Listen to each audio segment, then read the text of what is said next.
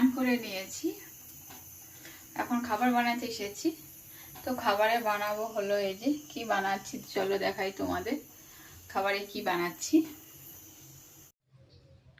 আজকে খাবারে দুপুরে লাঞ্চে হবে সাউথ ইন্ডিয়ান খাবার। তো এখানে আমি দোসা ব্যাটার বানিয়ে নিয়েছি, আগের দিনই এটাকে বানিয়ে প্রসেস করে রেখে দিয়েছি। তো আজকে এটা আমি ডোসা বানাবো, আর তার সঙ্গে বানাবো হলো সাম্বার। তো তার জন্য সমস্ত সবজি কেটে ধুয়ে বেশ ভালো করে পরিষ্কার করে নিয়েছি।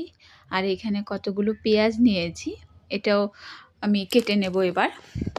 এই ইডলি দোসা এইভাবে সাম্বারের সঙ্গে খেতে কিন্তু খুবই ভালো লাগে। তো সমস্ত সবজিগুলো এখানে এই যে কেটে ধুয়ে নিয়েছি। এখানে নিয়েছি আমি সবজির মধ্যে গাজর, মূলো, তারপরে হচ্ছে বেগুন, বিনস আর টমেটো কুচি। এখানে আমি পেঁয়াজ কুচি কতগুলো নিয়েছি, আর ছোট ছোট পেঁয়াজ 4 ফালা করে সেটাকে এরকম করে পিস পিস করে আমি খুলে নিয়েছি। আর তারপর কিন্তু এইখানে সবজিগুলো বেশ ভালো করে অল্প তেলে আমি ভেজে নিয়ে এখানে ফোড়নে দিয়ে দিলাম সর্ষের তেল, আর তার মধ্যে দিলাম জিরে, সর্ষে আর হলো মেথি।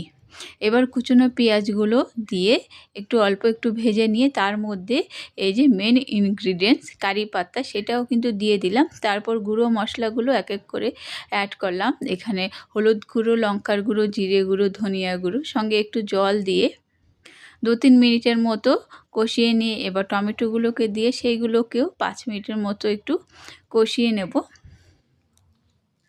তারপর কিন্তু এখানে দিয়ে দিলাম আমি সাম্বার মশলা, আর দিয়ে দিচ্ছি এই যে একটু গোটা গোটা করে কেটে রাখা পেঁয়াজ।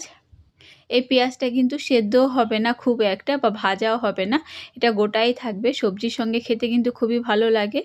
এবার বেশ ভালো মতো করে মশলাটাকে কষিয়ে নিয়ে সমস্ত সবজিগুলো দিয়ে দিলাম।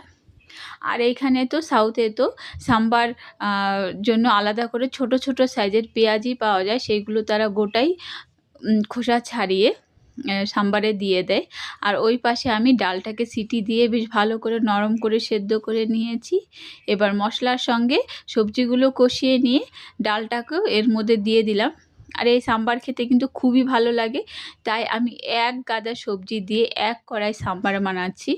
এবার আমি দিয়ে দিলাম কিছু মটরশুঁটি, এটা অপশনাল, দিলেও হয় না দিলেও হয়, তবে সাম্বারে কিন্তু সজনের ডাঁটা দিলে খুবই ভালো লাগে আর খুবই টেস্টিও হয় খেতে। তো এখানে পরিমাণ মতো লবণ দিয়ে এবার দিয়ে দেবো আমি তেঁতুলের জল। তেঁতুলটাকে আমি আগে জলে ভিজিয়ে নরম করে কষলে নিয়েছি, সেই জলটাই এখানে দিয়ে দেবো, কারণ এর স্বাদটা অনেকটা টক মিষ্টি ঝাল হবে আর খেতে কিন্তু খুবই ভালো লাগবে। আর এই তেঁতুলের জলটাকে অ্যাডজাস্ট করার জন্য এখানে আমি সামান্য পরিমাণ গুড় দিয়ে দিয়েছি।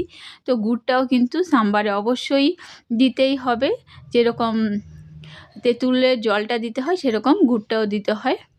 তো 5-7 মিনিট বেশ ভালো মতো করে ফুটিয়ে নিয়ে সবজিগুলোকে বেশ সেদ্ধ করে এবার লাস্টে আমি এই যে দিয়ে দিলাম কিছু ফ্রেশ ধনিয়া পাতা। তো সাম্বার কিন্তু আমার প্রায় রেডি হয়ে গেছে।